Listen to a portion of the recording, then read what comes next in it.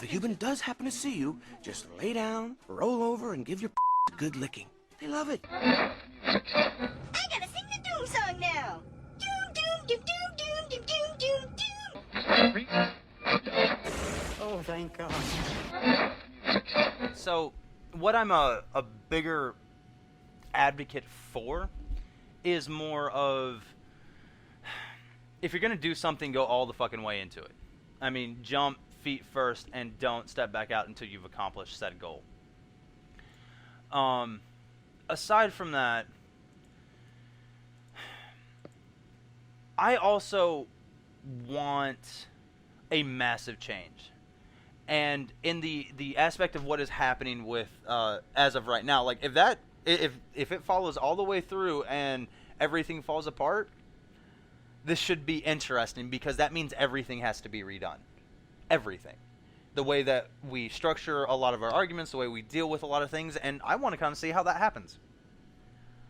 I feel like I've mentioned the best way to handle the copyright laws. The way to deal with those would be to start from scratch.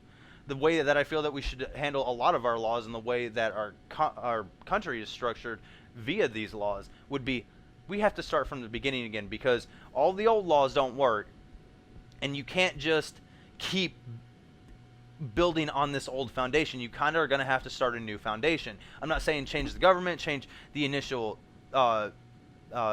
beginning, but I'm saying pull down stuff back to its skeleton and then build it back up anew. You know? Start it with all of the main pieces, that things you can't change. That would be a stupid thing to change. And then rebuild that to structure it. But we have competing laws today. We have, and in all of these things, it's legitimately comical on just watching it kind of happen, because it's one silly thing versus one good thing versus one stupid thing versus another amazing thing, but they all get yes or no'd, and I don't know, it's silly. It's ridiculously funny. Might be why I like the Daily Show so much. I mean, it's not, to me, there's nothing comedic about people derailing the government. And honestly, if they make any kind of negotiation, it kind of defeats the purpose of the way the whole system runs, because that's not, especially when it comes to defunding the healthcare law, because that's not how you get a law you don't like off the books. That's not how it's done. The way you get it off the books is you have to vote to repeal the law through both houses of Congress. If that doesn't work, if you don't have enough votes, you have to go out and win fucking elections so that you do have the votes, or you have to have the Supreme Court do it. And I'm sorry, the Supreme Court's already said, nah, it's cool.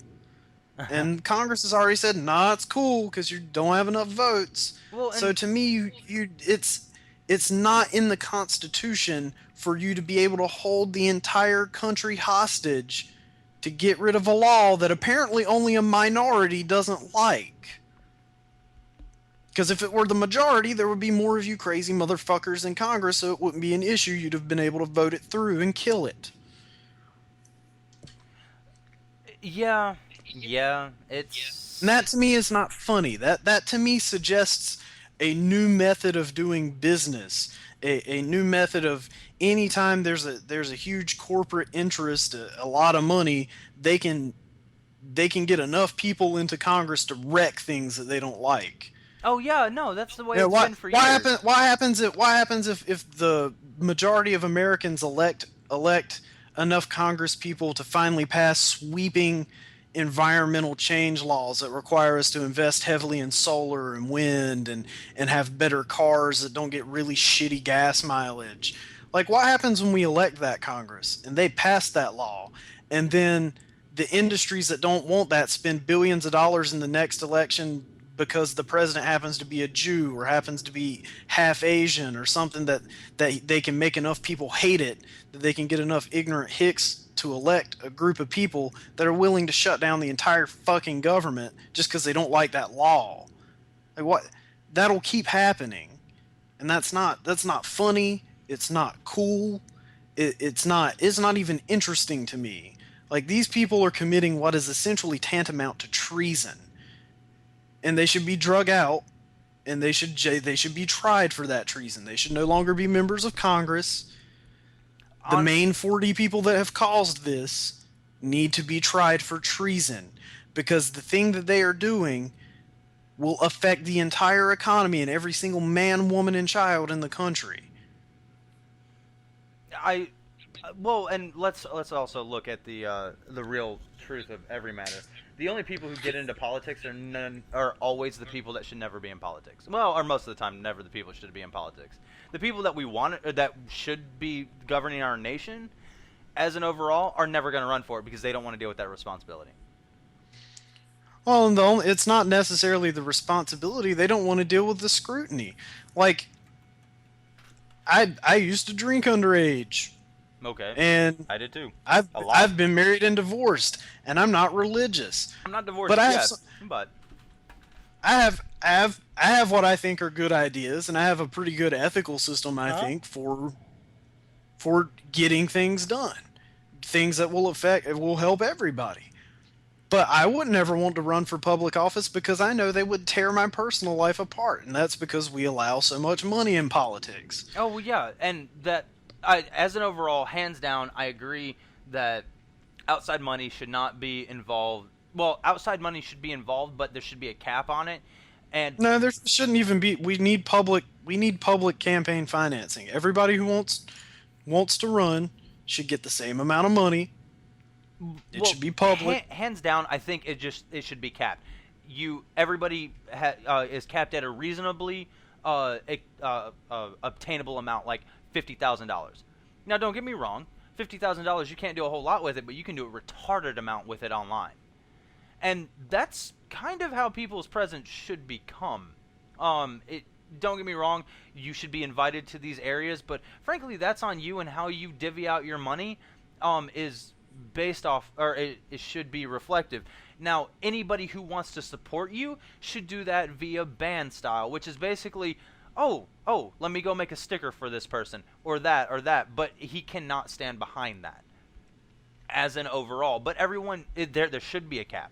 See, that's the problem, though. I don't think an election is fair when Big Oil's going to give the person $50,000 right off the bat, and the other person has to actually go out and raise their $50,000. I also don't agree that the giving them things instead of money would work, because then all it takes is for some big business to be like, oh, yeah, we'll print millions of stickers and flyers and signs and shit like that for you. Money shouldn't be a thing. Everybody should have access to equal resources when running in a campaign, even if that requires telling NBC, CBS, even if that requires telling all of those people that, look, hey, if you want to broadcast television in America, you have to show these campaign commercials, and you have to give equal time to everyone. So during every commercial break, well, what would you have to hit both parties, not just one. What would you say to a unanimous pot? So everybody who runs, it is basically a level step system. Anybody can step in and run for that point, and all the money that is brought up on any campaign is all placed into the same piece, and that is divvied amongst everyone equally. Well, now whoever gets past that I think would work. If Dell wants to donate $1 million to this candidate, he has to put it in a pot, and it gets split with the guys across the way. Yeah. Now that said, you would have to put it on a tier-based system, because let's face it, after round one, you're going to need an X number to get to round two. So everyone gets a small percentage of the total amount. Once you hit round two, your percentage is of course increased, but it is against less numbers, and you keep stepping it until you have hit one person. But that way, everyone has equal amount all the way to the top. And I mean, tier system has worked for a lot, almost basically everything. Tier system basically says, I'm better than you, or these people follow out, or interviews. Like tier-based interview systems, they are pretty effective of obtaining the person that the company wants. Aside from that, I don't see any reason. Well, and that will help actually prevent so much money going into politics if you look at it that way, because yeah, big oil, that they're gonna drop it. They would give that money to their the person that's supporting them, but if that money's got to go into the pot, oh, oh no, because if you fail, that means I just contributed to this person. So it'll be less. That will level the playing field. Make it a unanimous base. You know? I think private money should be kept out of it altogether. I think campaigns should be completely publicly financed, because we live in a day and age where advertising is super cheap if you want to do it online. It's even cheaper if you pass a law forcing public financing and requiring major telecoms to provide access. Mm-hmm. Well, hands down, there are three things I think we as human beings in the United States, well, on the planet, should never have to pay for.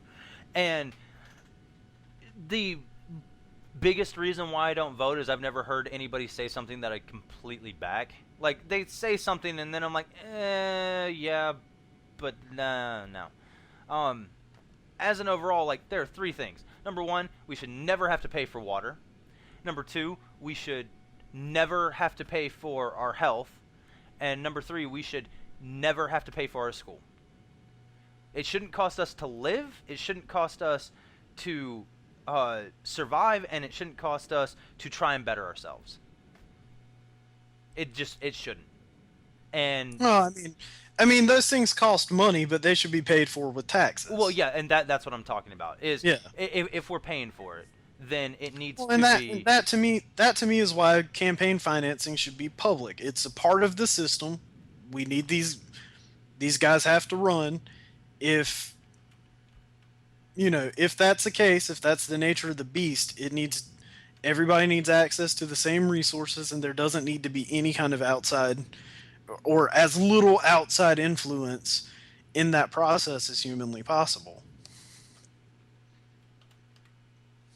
Yeah, I just, and the people who get into politics, from what I've seen, and there are a lot of people who get into it for all the right reasons, but I very rarely hear anything that I support fully.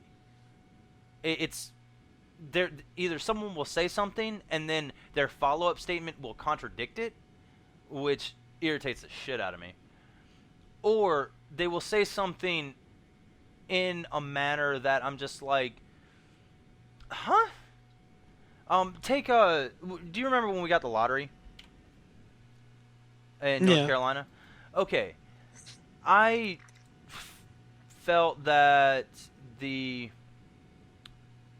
that their decision for it was really good, and I remember, like, I was completely in support of it. 10%, or the percentage breakdown, the idea that this funding would be available for me to go to school on, which would increase my chances of getting government funding, because let's face it, school is expensive even if you go to a community college and shit. I was in total support of it, and then it passed, and I'm like, yay! I think we were still in high school when that happened. And I started going to school, and I'm like, isn't there supposed to be, like, some sort of thing that's supposed to help? Because I've kind of forgotten about it. And I was watching, my parents were watching somebody give a speech about or not a speech, but they were going over how the lottery would be paid out.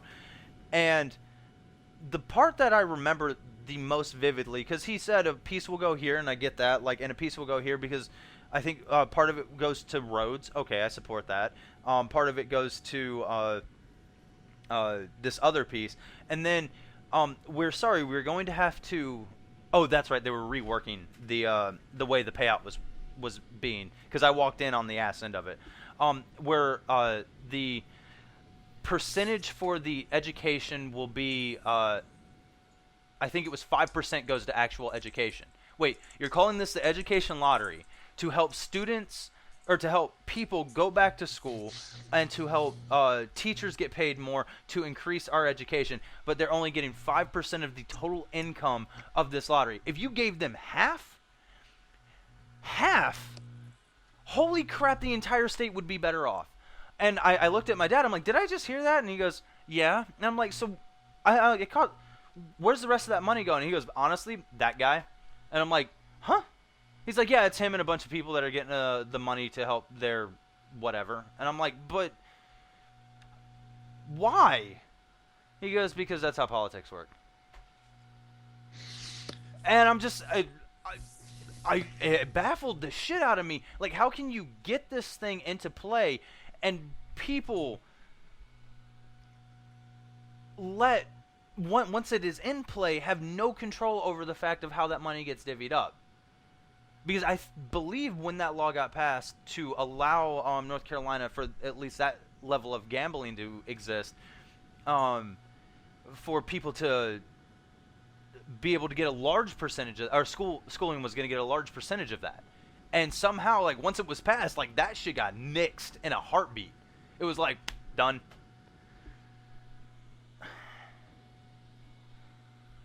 Can you explain it? I mean, well, let's see. I'm trying to find the actual breakdown of how they spend it. I know it costs like 60% of the money it takes in is 40 to 60% is what it takes to run the thing.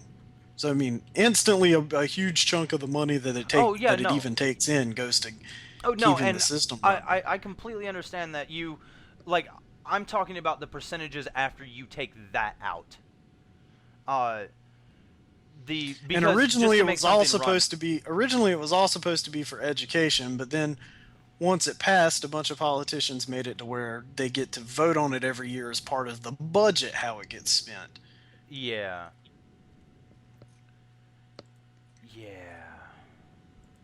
Which doesn't make a whole lot of sense to me at all. Just kind of saying. Don't fully understand how that whole. Let's see. I'm trying to find. It is really stupid shit. It's like 10% or less than 10% of it even goes to college, though. Most of it goes to public schools. Division of NC. Wow, this is really actually interesting conversation for someone to listen to with us. Just like, where is this shit?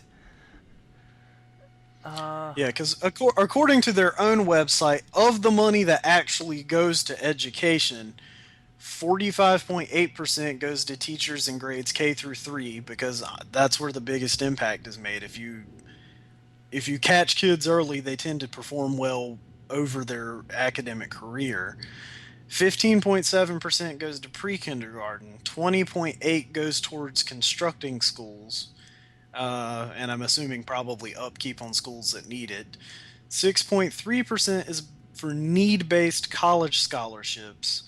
2.2% is for UNC need-based financial aid, which means the University of North Carolina system, so like ECU, any of the UNCs, like probably NC State falls into that. 6.8% is UNC need-based financial aid reserve, and 2.4% is for digital learning. Whatever the fuck that means. But that, I guess, building the infrastructure for that. But that sounds like the percentage breakdown from the percentage that is. Yeah, that's just the percentage that goes towards education. Which, when you break those percentages up like that, yeah, it sounds really nice. However, how much is the education percentage? And I know it's not like trying to find. I know it is not like. If it's over 10%, it's by a little. Wow, there's actually a PDF document about how it has failed. According to this document, in 2010, the education fund was 29%. Unclaimed prizes, miscellaneous revenue, $1. Prizes was 59%. Retailer communication was 7%. Gaming vendor was 2%. Administration was 2%. Yeah, here it goes. A dwindling share. I'm looking at that's the same PDF I had open earlier. Okay. The overall share of the lottery's gross proceeds that goes to education has declined at the same time that legislatures have cut funding for education. When the lottery was first enacted, the legislation called for at least 35% of gross proceeds to benefit North Carolina school children, which is part of what helped the thing get passed in the first place. Yeah, They were because at least 35%. No one disagreed with that. The current share of revenue that education programs receive has dropped to 29%. Because they amended the law with a provision that required lottery officials to meet the 35% mark to the extent practicable. Let's see. Have justified this change by positing that they make more money for education by using profits to fund larger prizes, which in turn lead to higher sales and in the end more money. However, the result has been that growth in the lottery sales has outpaced the increase in the amount of lottery money going to education by a rate of 5 to 1 over the past 2 years. So they've been spending more money on the actual games than they have been in improving how much of the money actually goes to the schools, it sounds like. Yeah. I mean, frankly, if you already break out the cost it's going to take to run it, that means the prize payout and what it's going to cost to kind of make all of that available to everyone. Okay, that is an amount that you can't negotiate with. So that should be placed to the side. After that, you are left with 100% profit, or 100% of what's left over for that funding. If you took out of that 100%, in my personal opinion, over 80% should be going to education as an overall. And frankly, if it's being done correctly, with the amount of money that we know is going into the education lottery, because there's a record of this, that should be able to cover the entire state's education funding, and most people should be able to have cheaper classes in all colleges. Yeah, I don't know. And the government, our government as an overall, I mean, shouldn't even 35, have to 35 is give an additional acceptable money. percentage, but moving away from that 35 is where you run into problems. Really, what is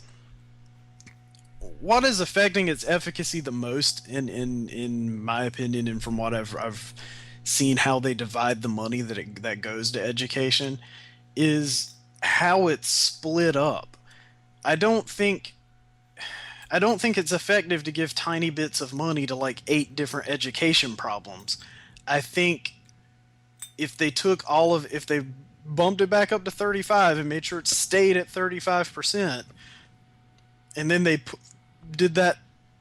took that money and donated it to like 1 or 2 different things, it would be more effective. If they put like half of the 35% into financial aid-based scholarships, Mm-hmm. and half of it into like the lower grades K through 3, and did it that way, it will be a lot more effective. But then when you start parceling it out, well, this much is for construction, this much is for this much is for that, you end up having like 8 different interests, none of which are getting enough money for it to even be worth their time, really. Yeah, no, it should be number one. The only part that I think that should be broken out is a teacher's pay rate.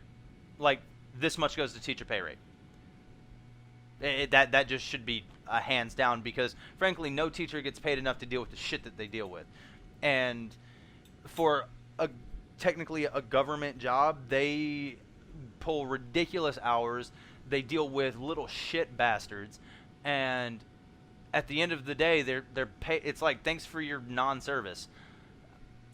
Thanks a lot, it's like, asshat. oh hey, you went to school and got a 4-year degree. Cool, we're gonna pay you like a high school graduate. Yeah, pretty much. So I understand the anger from that, and I believe a certain amount should always go towards the pay rate of the teachers. Unfortunately, that should be capped. So Well, see, I don't think the lottery should pay for teachers to begin with. I think North Carolina just needs to increase the amount it pays its teachers as part of its budget. well, I think They shouldn't No. They just shouldn't, their salary shouldn't be based on something like a lottery, the money of which fluctuates over time. Well, no, I Their agree. money should be tied solidly to, this is how much we pay you because this is how much you're worth. Yeah, no, I agree with you on that, but as an overall, like I feel that if you're gonna segment anything out, hands down, let's cover the teachers. Period. The teachers are the ones that are dealing with most of this shit. You're sitting behind a desk playing with numbers, and that is why you are disjointed from reality. Um, aside from that, you've got everything else should be handed to the district, and the district needs to decide what is necessary. Now, that money should never, and this should be written in law, that money should never be used to pay the wages of any person that is in control of that money. And the money should always be used in the advancement of the education of the student. So you don't pay, frankly, after you get past the making sure that teachers are kind of covered, the rest of that money cannot be used to pay anybody else. And it should be a unanimous percentage. So every teacher gets, out of this 10%, every teacher gets this dollar amount or whatever. I mean, it should be a finite number, so it can't increase or decrease. I haven't sat down to think out that math. But other than that, like, not a school is not going to need a new building every year. They're going to either need possible expansion, or in 10 years they might need a new building, or they may actually need new buses because mechanical things break all the fucking time. The money should go into maintenance because, I mean, we went to fucking P.S. Jones. That was an old-ass school. But frankly, if that school had been kept up quite properly, that building should have been around for another 30, 40 years. But it never was because it was education funding, and it's just, that's total crap. Things like the rec center that was by that school, that I partly think that should be a part of the education funds. Well, see, the problem you run into, really, with the way education is funded, is that it's split. Like, part of it's from the state, part of it's from the county. To me, the most effective way would be to reform education budgeting at the state level so that we're making sure that the essentials are covered, and then use the lottery as a fund not only for higher education like college, but like maybe not even give the money directly to schools. Set up a fund, use that fund to help out counties that can't afford to pay for the building maintenance and things like that. But if you budgeted at the state level better and made sure that schools that needed the money more got it, you could use the lottery as kind of like your backup fail-safe for things that you're short on money for. Mm-hmm. No, I don't disagree with you. I just, hands down, like, it just feels like all of this has been built off of, well, we've got this into place, so we need to adjust it without taking out what's already there. And it builds a clusterfuck. I don't understand why. Oh, this isn't working. Maybe we should change it. Why that's such an issue instead of let's slightly adjust. Let's slightly tune this. That's just what everything kind of feels like, you know? Oh, by the way, you got an apartment? Oh yeah. How'd that happen? Found a place. Well, it's just a place they found online, and we called, set up an appointment to go see it, and filled out our paperwork on the spot, paid our application fees on the spot. So, assuming none of us have murdered anybody in a past life, and that comes up on the background check, we should hear back Monday or Tuesday about when we need to pay the deposit and everything. Good. Well, here's hoping you get the place. Okay, I found it. Mm-hmm. The actual breakdown of how the whole program gets spent. 7% is paid to retailers as a commission for offering the tickets, I guess. 50% is paid out as winnings to people who win off the games. 8% is for a cost of the sales. Um, the remaining 35% goes to education proceeds. So none of it, and I think this is based on how it was originally laid down, but none of it is going to non-education. It's just that you've got 50% of it is going to pay for the players, which when you couple it with the other 15% from the retailers and the cost of sales, you're looking at 65% of it is towards running the program. But even more of it's going to running the program now, like that PDF document said, because they passed that rule to where they don't have to do 35%. They just have to do as best as they can to get close to 35%, which is why they've started making the more and more expensive games, because they make the argument that more people will play, so they'll have more money. So they're basically saying like 29% of more money could be worth more than 35% of less money, which is kind of a valid argument, but apparently they've not been like really performing up to that. Yeah. But let's see. Originally, North Carolina scratch tickets had an overall payout of 52%, the lowest among scratch tickets then available through U.S. lotteries. While its $1 instant tickets continue to pay out at roughly this level, its newer $2 and up games now have a higher percentage of payouts, which is part of the reason less of it's going to education, because there's a higher percentage that you win. Because in their mind, it means more people will play. Well, I understand the concept of if you have more money available, you give someone the sense that they can win $1.3 billion. Yeah, it would be nice. So spending $10 here or $20. I love this last line of this, though, by the way, real quick. The lottery has continued to generate controversy among North Carolina constituents, upset with teacher layoffs, who believe the lottery should have made up the difference. I don't disagree with that. Just saying. And it would have if the way the money was split up went to keeping teachers. Unfortunately, when you've got X percent going to buildings and X percent going to this and X percent going to this, you don't get enough money for any one single thing for it to make a difference. It's like, we got just enough money off the lottery to repair half of our roof because it got split with the other 100 schools that all needed roof repairs. Yay! Yeah, I don't see why there wasn't a cap put on it. Like, you, at max, are paying to win. And I don't know if you disagree, but $100 million in a unanimous lottery like that, and with the amount of money possibly going in, that seems kind of ridiculous. And the max should always be $100 million. They have no control over, like, the national... They don't have much control over the national games, like Powerball and Mega Millions and things like that are played in multiple states. Yeah. They don't have that much control over that. The ones they fuck with are the card games, where, like, the cards used to be, like, you could win $5,000, you could win $10,000. Like, to where now, if you look... North Carolina has more and more of them that are like $1 million. Well, yeah, and you $2 can million calculate, or like $1,000 for life. Like, you can calculate shit like how that. much or how many people can, or you can calculate the payout of a single roll, because if I'm not mistaken, every roll has to have X number of wins in it. Each roll has to pay out this amount.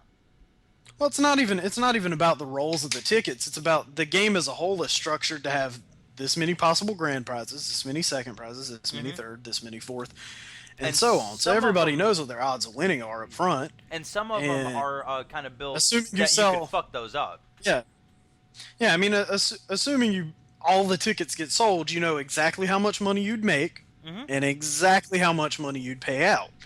So that to me is where I don't understand how they can't guarantee 35% goes to education, because if you know how much every single one of your little card games is going to cost, and how much you should make, it should be pretty easy to get that 35% target. Yeah, maybe not all the tickets will sell, but then if not all the tickets sell, there's a chance not all the prize money goes out too. So, Well, yeah, and you know, in some cases you may end up with more money if you don't sell all the tickets. yeah, and if there are early wins, if you're within the game and the win is in the beginning, the I mean everything's profit after that. Like you make up what you paid out and then it's profit. And I just don't fucking understand how this is difficult. Like it should be a guaranteed everything, you know? Well, yeah, I mean it's not hard math. All the games are profit. Let's say you have 1,000 tickets. The tickets cost $1. You know you're going to make $5,000, and let's say the grand prize is 500, and then there's like 4 $100 prize. I mean, they know at the end of the day, like if every ticket gets sold, they're going to make a profit, and they know exactly how much profit.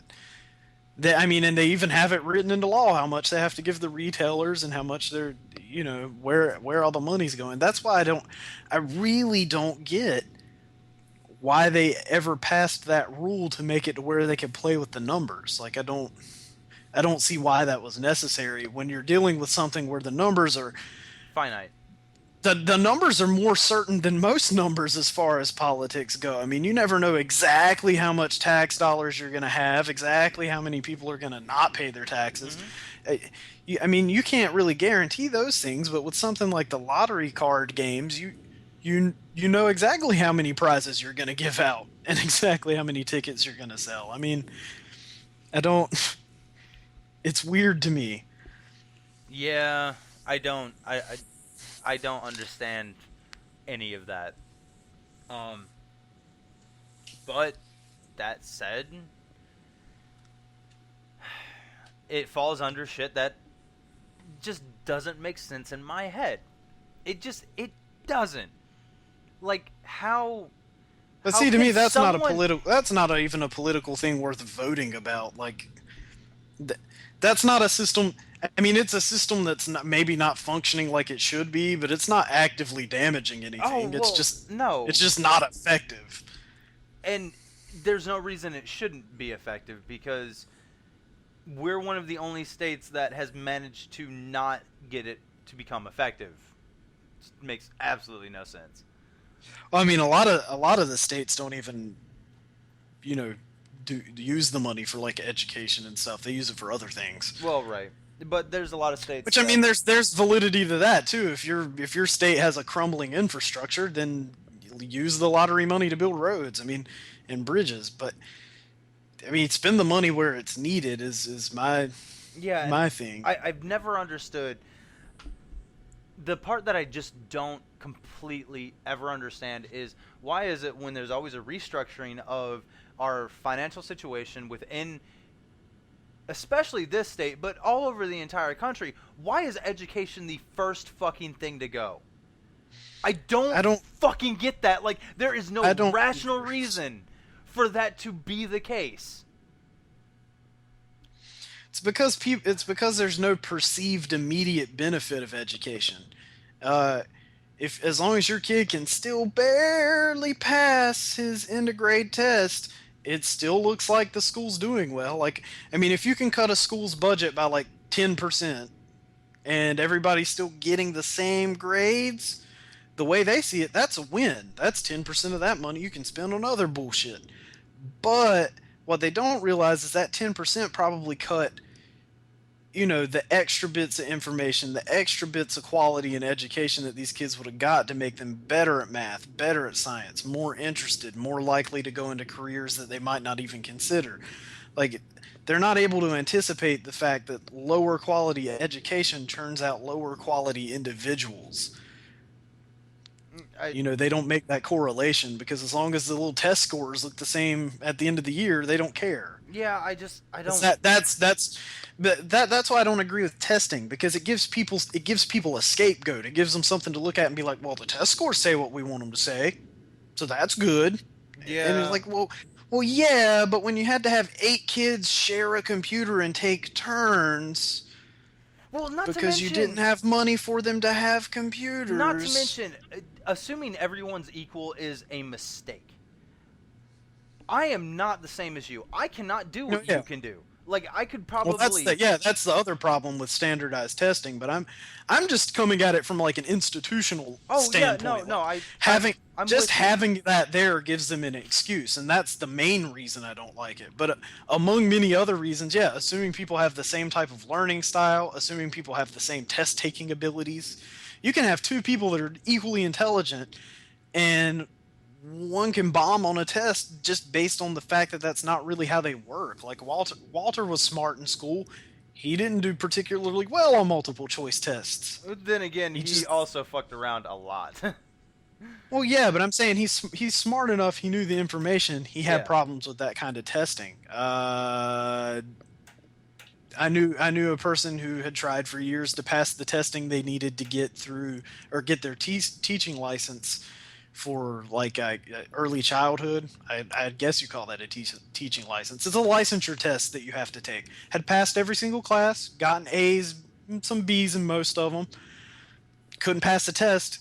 Has a learning disability. Couldn't get through multiple choice, and because she went to a Christian school, the Christian school didn't properly document or help her with her learning disability, so she couldn't even really like submit that to ECU and say, hey, look, my school says I've got a learning disability, because according to her school, she was just slow and stupid.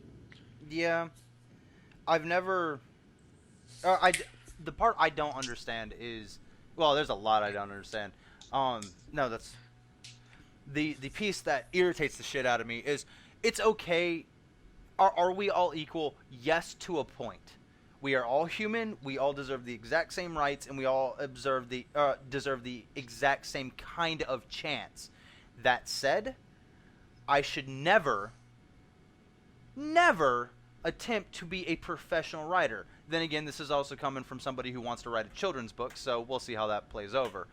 I shouldn't be prevented from attempting it, but at some point, like, if I'm bad at it, someone needs to walk up to me and just be like, hey, no, you're bad at this.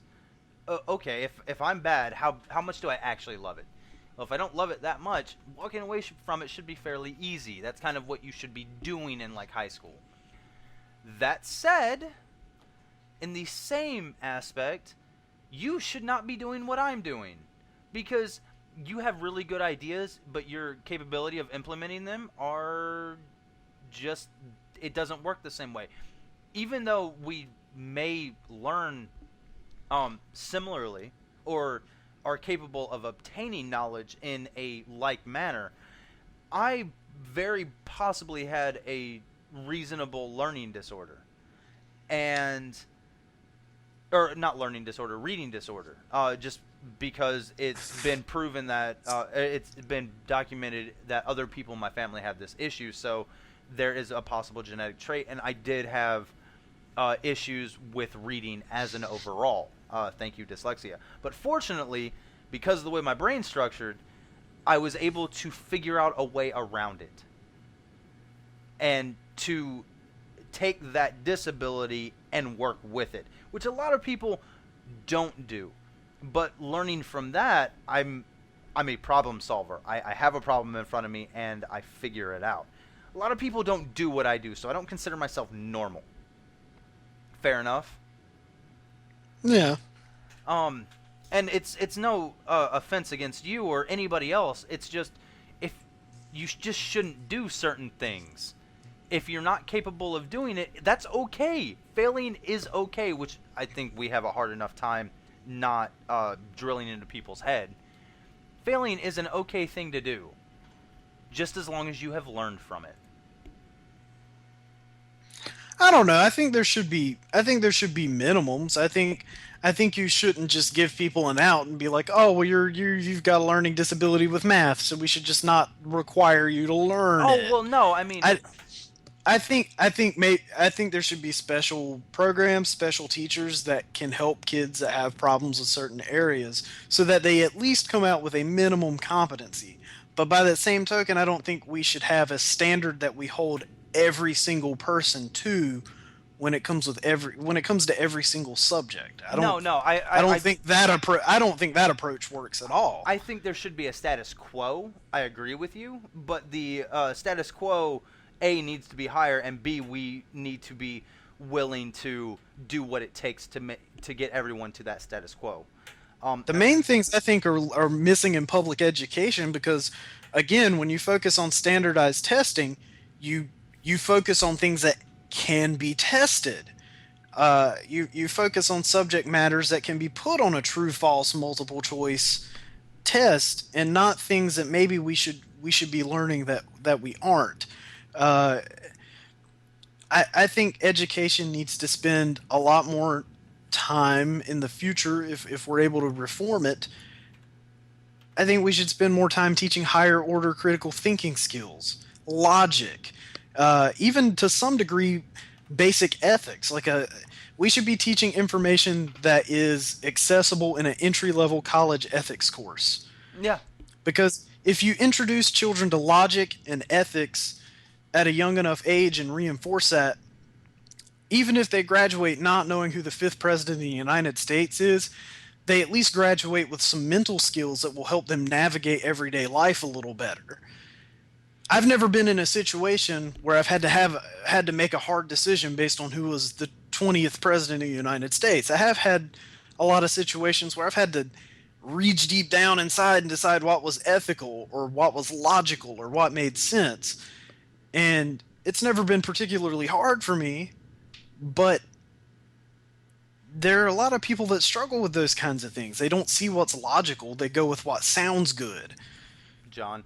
But if you teach them logic, they tend to puzzle things out for themselves. Well, and then again, one thing that I really think should be built into all high school is an accounting class. Period. There should be an accounting class. It could possibly be short because it's not hard, but or like a personal finance, yeah, teaching you how to manage your own money. Yeah, that should exist. Set a budget. There should be a basic laws class, something that teaches you the basic laws of the world we live in, and with the accounting class you'll get like the taxes and shit, but just like if you find yourself in this situation, these are your rights. And if you find yourself in this situation, these are your rights, and this is how you should handle these things. Because a lot of the time, people get fucked on the sheer fact that they happen to be in an area that has this really ridiculous way of dealing with this situation. And there should be a structure on getting information. Like, how many times have you been pulled over and you're not told why you were pulled over until midway through the entire unit? It's normally license and registration, and you're sitting there trying to ask the cop what's going on, and he's just basically writing you a ticket. And then you are handed the ticket, and then you are told what you have done, and there is no conversation about why you were pulled, what is going on, where you were going. It's mostly like, you in a rush? Huh? I've been pulled many a time, and I'm not told why I'm pulled until halfway through. Like, I think when the officer walks up to the car, that's the first thing out of their mouth is, this is why I pulled you. Or this is why you were pulled. But that's not what happens. Yeah, I mean, that's what they're supposed to do. But they don't. And most officers don't. Oh yeah, no, they took Chris out of the car and made him like lift up his hoodie and stuff and a bunch of other stuff before they told him why they pulled him over one time. Yeah. John and Corey and I were going back to Washington. Was that the night Greenville. he was extremely tired? Huh? Was that night he was extremely tired? No, it wasn't. It had nothing to do with that. We went out bowling. Glee was there for like her birthday or somebody's birthday, so we ended up giving her a ride home because she was kind of hammered. Oh. But we had all gone to the bowling alley and just happened to run into her. But we were on the way home. It was a really windy night, and you remember his old Mustang didn't have power steering because it's an old ass car. And so he took that turn, that right turn at the light to get onto 264 to head back to Washington. Uh-huh. That last light out of Greenville. And he took that turn like really wide because like no one was coming. It was late at night. And a cop pulled him like a mile down the road and made him get out of the car, made him like lift up his hoodie, acted like he was getting ready to try to give him a breathalyzer. And he's finally like, well, I pulled you because you took that turn a little wide. And he's like, well, if you told me that before, he's like, I could have told you this car doesn't have power steering. It's really windy. So I just kind of took the turn a little more casually than I normally would have if there was a bunch of traffic. And the cop was like, well, we'll drive more carefully. And then he just left. Like, he could have saved like all that time and effort if he had just like come up front and been like, well, this is why I pulled you. A, the cop needed something to do. B, you know that town, so you pretty much, if you feel like pulling a car, you have a 90% chance of getting some sort of bust. Which is one of the reasons why I hate driving in that town late at night. Especially, like, I'm assuming you guys were coming back around 2-ish? No, we weren't out that late. It was about 12. Okay, yeah, that's late enough. Basically, if you're out past 11, you were doing something wrong. Because remember the night I was exhausted at fucking John's place and I got that ticket for basically running a red light? Hey, fair enough. Like, I was tired of shit and I didn't stop like I should have. Cop just happened to be there. But yep. I have been followed on so many occasions because I'm out at 2 o'clock in the fucking morning, coming home from who cares where, and just because in that town, after a certain time, I have an issue. Yeah, honestly, for as big a city as this is, I'm surprised she hasn't been pulled dropping me off at work at like 3:30 some days. Why, does the town just deaden up after a particular time period? Yeah, pretty much. For a big city, it dies down pretty well at night. Does it have the 2 o'clock drinking limit? I'm pretty sure it does. I think most places do, sadly. Yeah. Yeah, I'm pretty sure they have last call here anyway. I've never actually been anywhere and tried to test it out, but I imagine the only place where there's a lot of activity at like late past like 12, 1, 2 o'clock is probably in the Pearl District in like the middle of town or the middle of the city. Well, okay, let me ask you this. A lot of the clubs and college kids are. Can you walk? They sell liquor on the shelf there, right? Yes. I mean, there isn't an ABC store. It's in the grocery stores. I don't know. I've seen liquor in some places, but I've never actually thought about it. It's not like in some of the major grocery stores. Like if I go to Fred Meyer, they have like wine, like Walmart used to. Have you seen vodka on the shelf anywhere? Like convenience store, grocery store, anything? I'm pretty sure I've seen that type of stuff inside gas or convenience stores. Okay, as long as it's in a convenience store, I don't know. I don't feel like looking it up. As long as it's in a convenience store, I'll go with that. They can sell it in a grocery store. If you're in a 24-hour grocery store, can you buy past 2 o'clock? The fuck if I know. Shit. Probably not. I know John just because they sell it doesn't mean you can buy it. Because John used to have it when he worked at Trade Mart, and there's like a cutoff time like 11:30 I think. For them, he couldn't sell beer or whatever that they had at Trade Mart after that time. It should be 2 o'clock, but that's stupid. But frankly, I don't know if that was corporate policy or some kind of legislation. Well, keeping from that, that's maybe just a corporate policy. Then again, we're in a state that taxes the shit out of all the nice stuff, which is silly. But then again, if they want to get out of national debt, let's legalize weed and done. All problems are solved. Well, not all problems, but it certainly helps us out financially. Yeah, and yeah. I think we've covered that topic a bit before. Yeah. Probably the last time we talked. Did we? Did we do that really? Yeah, pretty sure. Pretty sure we hit on the weed. School, education, fucked up thoughts. That I, happened last time. I think we've strayed into like completely boring territory for anyone listening to this. Like, well, the education lottery and shit is probably dude, not a real engine thrummer. Well, yeah, have you looked at the timestamp for how long we've been talking? 3 hours and 52 minutes and 6 seconds according to this. Although not all of that's been recorded, I'm sure. Oh no. Like 10 minutes have not been There've recorded. There've been pee breaks and that one body I had to move and. Well, yeah, but 12 minutes. 12 minutes have not been recorded. Because hey, on the bright side, we can totally capitalism this shit and split it out into multiple episodes. That's right, you bitches get this shit on a time period.